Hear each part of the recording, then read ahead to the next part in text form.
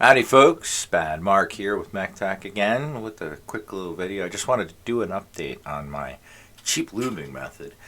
There was discussions on the subreddit about, how the basic differences between grease and oil is the viscosity. A lot of times, they're made out of the same thing, but the grease is meant for anything that has a vertical application that way, because grease's viscosity tends to stick better.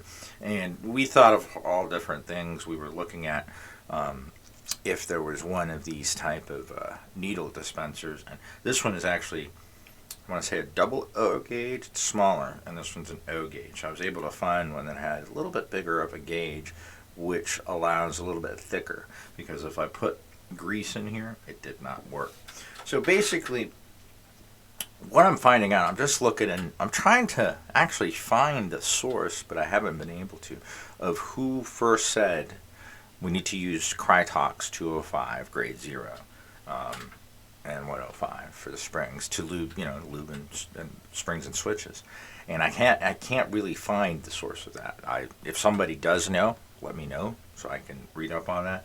But what I do know is that I read the data sheets for these products, and they're meant for industrial and scientific applications. High temperature, metal against metal, environments that are not what switches are going to be in. They'd be melting if they'd be in that type of environment. So, because the lubing at first just kind of, I understood what it was doing mechanically, but I just didn't understand why grease was so expensive. It's ridiculous. So yes, I do have Krytox and the one that starts with a T. I can't remember the name. I tried them, to see the difference. But I got SuperLube. I used the SuperLube multi-purpose synthetic grease for basically the grease part, and the multi-purpose synthetic oil, PTFE, for doing the springs. Now, I was just using this just for the springs, period. Lubing the inside of the rail stems, the stem rails, and lubing the springs with just these. But that's when we got into discussion about using this, which I only used for, say, lubing the bars and stabilizers. So what I did when I found this bottle that had a bigger gauge on it, just slightly bigger, is that I did a 50-50 mix, and you can kind of see it right now.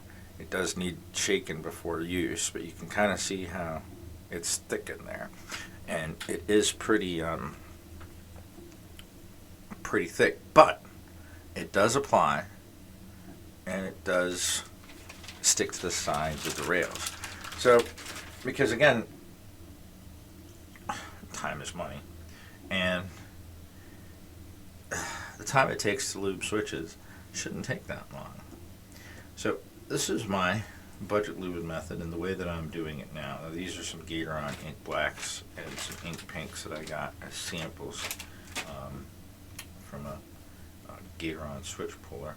These are some pretty nice springs here. I like these. I forgot what the name of the material they're coated in, but they're black. So basically,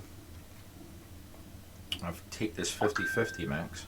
It's going to take a second for it to actually start coming out, because it is pretty thick. But alright, let me see. Then I just start at the bottom. I'm going to start from the bottom and go up. I try not to go too much, but as you can see,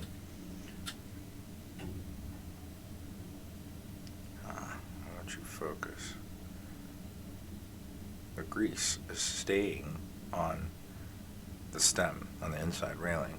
Now, obviously, some does fall to the bottom. I do put a little too much there, but this is one of those things that a little goes a very long way. So just kind of press and go up.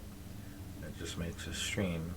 But as you can see, it is still staying onto the sides of the rail of the stem rail, the inside of the housing. So then, as I did before with the spring, that should not fall there. Take the spring and literally a little bit goes a long way. That little drop will lube the entire spring. I know, it doesn't seem like it, but it does go a long way. I like to, it's basically my version of the donut dip. And I'll take the top housing.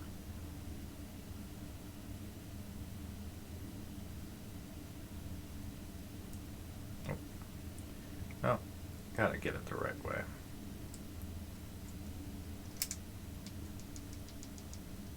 We've gone from a stock switch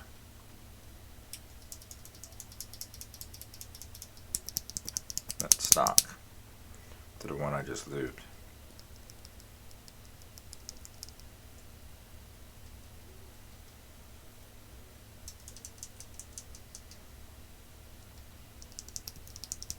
Stock, lubed. So, and I mean, you saw how quick that was. So I'm going to try to do this again, see if we can get a better shot. Take the spring and set it aside.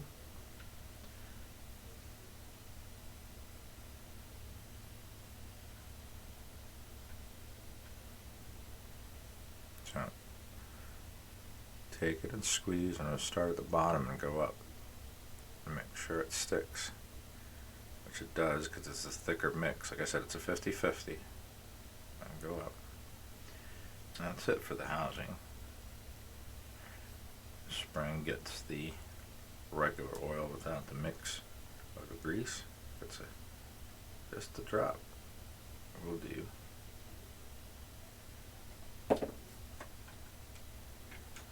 Goes into the housing. Always make sure that you don't cover the bottom of that housing, that hole, with oil, or it will make a suction noise every time you hit the stem for actuation. Alright. Let me make sure that we're oriented the right way. Stick it into the spring. I like to press down to make sure. And close it up. And why are you not wanting to close on me? Huh.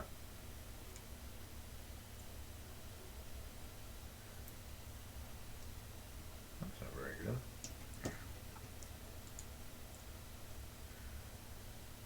Everything seems to be fine.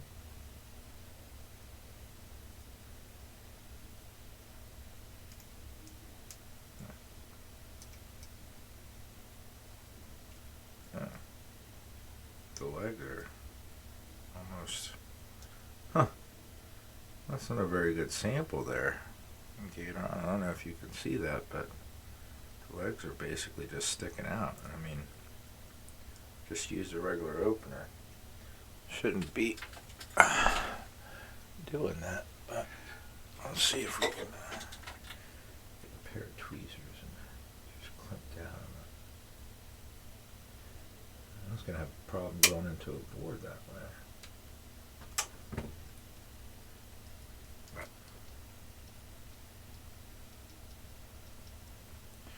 And that's a Lube Switch.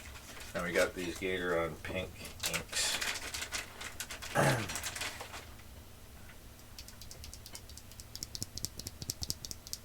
That's what it sounds like, stock.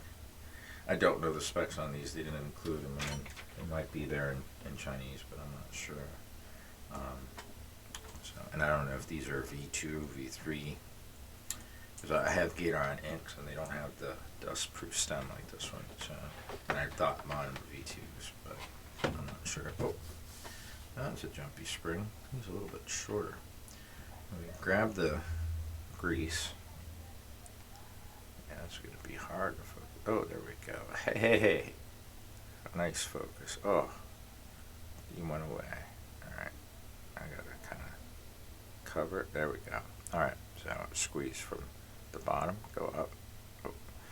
Yeah, I did a little too much there. Oh, kind of wanted to stay in focus. Alright, I got that side. So let's go over to the other side. Come on, focus again. I'm right up. There we go. I'm going to squeeze and go up. Okay. And now that's lubed. We take the spring, give it a drop of oil, back in the housing,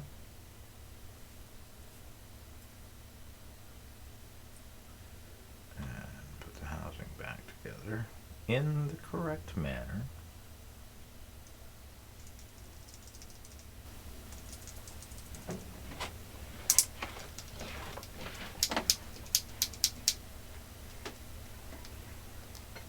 I got a little too much, and I can see how you hear that little suckling sound.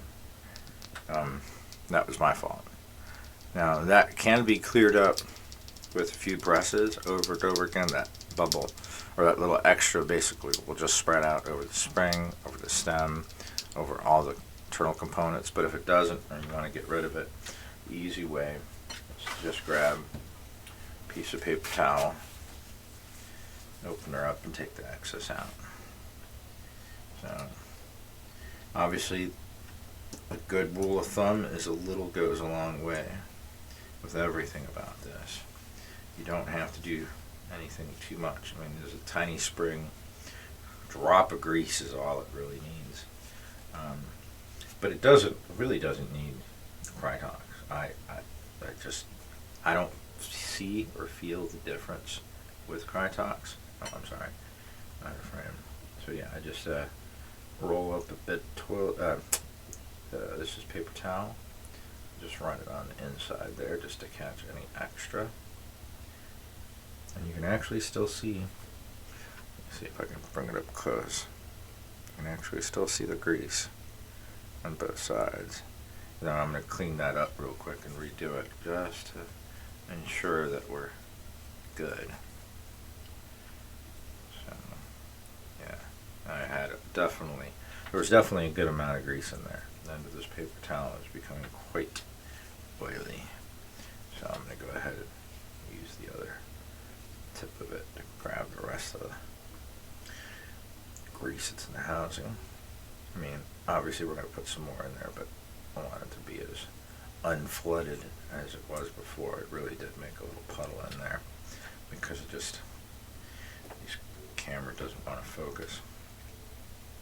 Alright, so make sure the stem's in the right way. Alright. So I'm going to go ahead and try this again, but without making a puddle, hopefully. Go from the bottom up. Bottom up. Alright. The spring should still be good, so we're just going to go ahead and drop the spring back in. Grab the top, make sure that the stem is in there.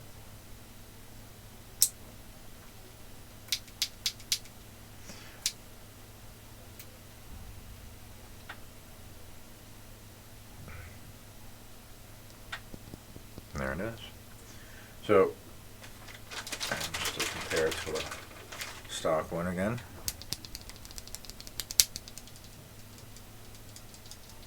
Lubed. So, that's obviously I got a little bit extra there on there, but that's the only issue with this way. I mean, it is quicker. So now if you want to still use the paint brushes and, you know, be more exact, then you can, but like I said, I'm not a salesperson for SuperLube, but this stuff is cheap. $4 or $5, $3 to $4 on Amazon. They're available on a lot of online stores. This is enough. This is actually meant for marine application. So this is actually a little bit of overkill, in my opinion. Now, granted, I'm not a metal specialist or a product or materials expert. I'm not an expert on materials, but I have looked up and read. I hate to say I've done my research, but I have read up, and Krytox is definitely it's overkill. It's meant for high temperature, high friction, industrial, scientific, manufacturing type of applications, and it's high heat. I mean, it withstands, I think, up to 360 degrees Celsius, if I'm not mistaken, in temperature-wise. Now, that's hot. I doubt our switches are ever going to get too much more above room temperature, even if we're on a hot streak. I doubt they're ever going to reach like anywhere 90 degrees Fahrenheit or above. So I don't think we have to worry about that. But that, again, is my opinion. I'm not telling anyone to do anything one way or the other, or that you should do it this way or you should use that, because in the end, this is everyone's opinion as to what works best for them, what's available to them, what's within their budget, and how much time they want to spend. But to me, time is money. So that's why after doing it the right way and taking hours, 2 hours basically, to lube a set of 90 switches for a PK. To lube all of them by hand, take them apart, the lube stations, and make sure that each piece stays. That's the whole thing that I'll admit, I lost a whole bunch of springs the first time I tried lubing, because I knocked over an entire station that I had set up nice and perfect, and all the stems were in the holes, and all the springs were on the stems, and everything was perfect. And then I moved, and it went everywhere. And I was on the floor looking for springs for a long time, and it just frustrated me to no degree. That's why I came up with this method, because yes, I want switches that sound good, that feel good, and they're not scratchy and pingy. But I'm not going to spend 2 hours lubing 90 switches. I can literally do a bag of, if I get, whether it's a bag of 90 or 110 from the mystery packs. I've been getting a lot of those lately.